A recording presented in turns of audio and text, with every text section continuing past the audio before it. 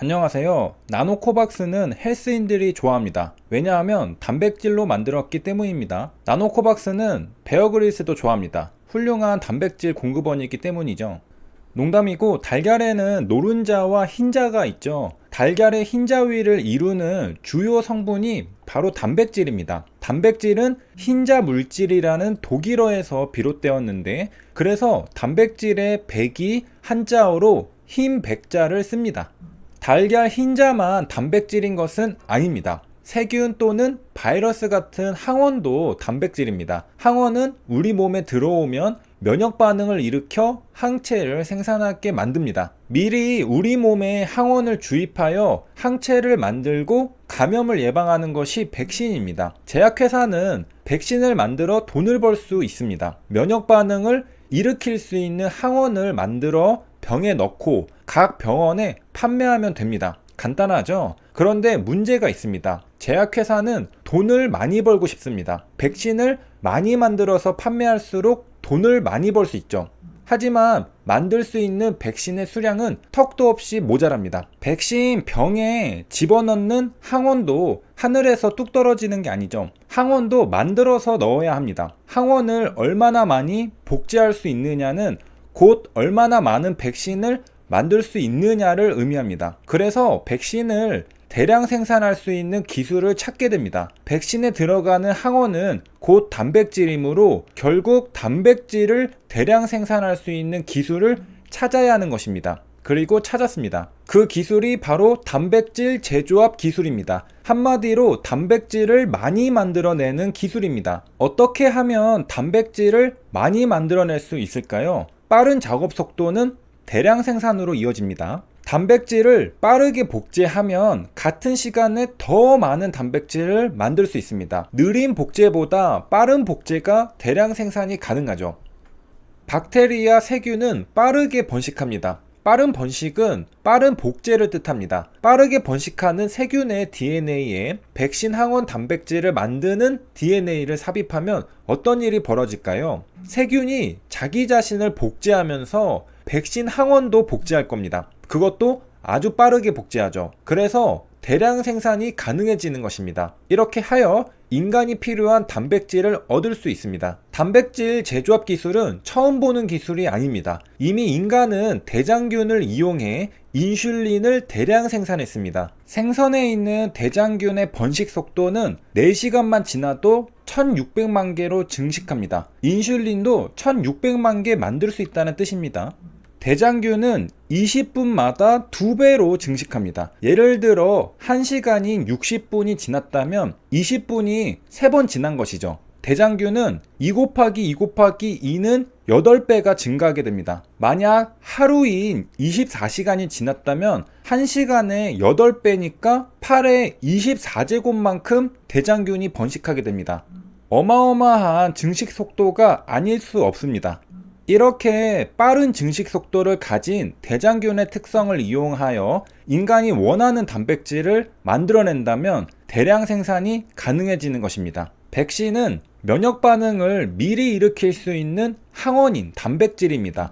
백신을 대량 생산하려면 필연적으로 단백질을 대량 생산해야 합니다. 그렇기 때문에 단백질 재조합 기술을 사용합니다. 여기에서 재조합이란 무엇을 재조합했다는 뜻일까요? 단백질을 재조합했다는 것일까요? 아닙니다. DNA를 재조합했다는 뜻입니다. 단백질이 아니라 DNA를 재조합하는 이유는 생각해보면 당연합니다. 단백질은 DNA 설계도를 가지고 만듭니다. 그러므로 인간이 원하는 단백질을 얻으려면 DNA를 재조합해야 합니다. 건물 설계도가 바뀌면 만들어지는 건물 모양도 바뀝니다. 마찬가지로 DNA가 바뀌면 만들어지는 단백질도 바뀝니다. 그러니까 재조합 단백질은 DNA 재조합 단백질로 이해하면 훨씬 쉽습니다. 이제 이해할 수 있습니다. 재조합 단백질은 무엇일까요? 바로 DNA를 재조합해서 만든 단백질입니다. 재조합한다는 건 합친다는 뜻입니다. DNA를 합치는 것이죠. 재조합 DNA는 대장균과 같은 세균의 DNA에 인간이 원하는 DNA를 합친 DNA입니다. DNA를 삽입하는 것입니다.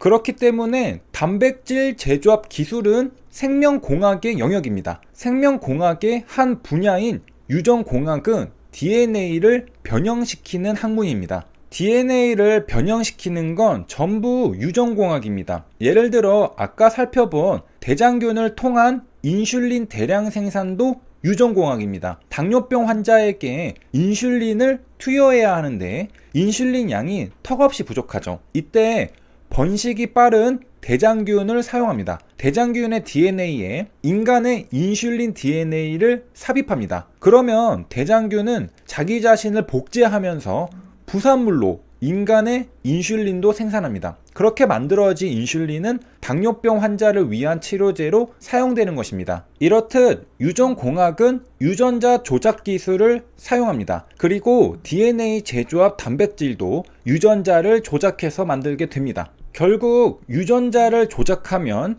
유전자라는 설계도에 따라 만들어지는 단백질도 조작됩니다. 인간이 원하는 단백질을 뚝딱 만들어낼 수 있죠. DNA는 자기 스스로 복제도 하고 RNA로 전사도 합니다. 그리고 이 RNA가 번역되면 단백질이 되죠. 결국 DNA를 조작하면 단백질도 조작되는 것이죠. 백신에 넣는 항원도 결국 단백질이다라는 게 와닿지 않는 분도 계실 텐데요. 코로나 백신은 어떤 백신이든 결국 최종적으로는 우리 몸에 코로나 바이러스에 스파이크 단백질을 넣어주는 겁니다. 스파이크 다음 단어가 단백질이죠. 네, 단백질을 넣어주는 겁니다. 항원이죠. 그래서 항원은 단백질인 겁니다. 스파이크 단백질이 코로나 백신이죠. 최근에는 스파이크 단백질을 직접 넣어주는 게 아니라 화이자와 모더나 백신처럼 단백질의 전 단계인 mRNA를 넣어줘서 우리 몸 안에서 직접 스파이크 단백질을 만드는 백신도 출시되었습니다. 그러니까 mRNA 백신은 핵산을 우리 몸에 주입하는 것입니다. 주사기를 통해 mRNA가 우리 몸에 들어오면 우리 몸 안에서 단백질이 만들어지는 것이죠. 이렇게 해서 이번 시간에는 DNA 제조합 단백질 기술에 대해 알아봤습니다. 여기 보이듯이 박테리아 안에 플라스미드가 있습니다. 제한 효소로 잘라내고 인간 인슐린 유전자를 삽입합니다. 그러면 유전자 변형 박테리아가 만들어지죠. 그리고 번식하면 대량의 인슐린이 만들어지는 것입니다. 유전자 조작 박테리아가 만든 인슐린을 병에 담아서 판매하면 그게 인슐린 치료제인 것입니다. 나노코박스는 제조합 단백질 백신입니다. 다음 시간에는 왜 나노코박스는 안정성이 높은지 알아보겠습니다. 아무래도 역사적인 검증을 거친 백신이 최신 백신보다 안정성이 높다고 말할 수 있을 겁니다. 여기까지 시청해주셔서 감사합니다.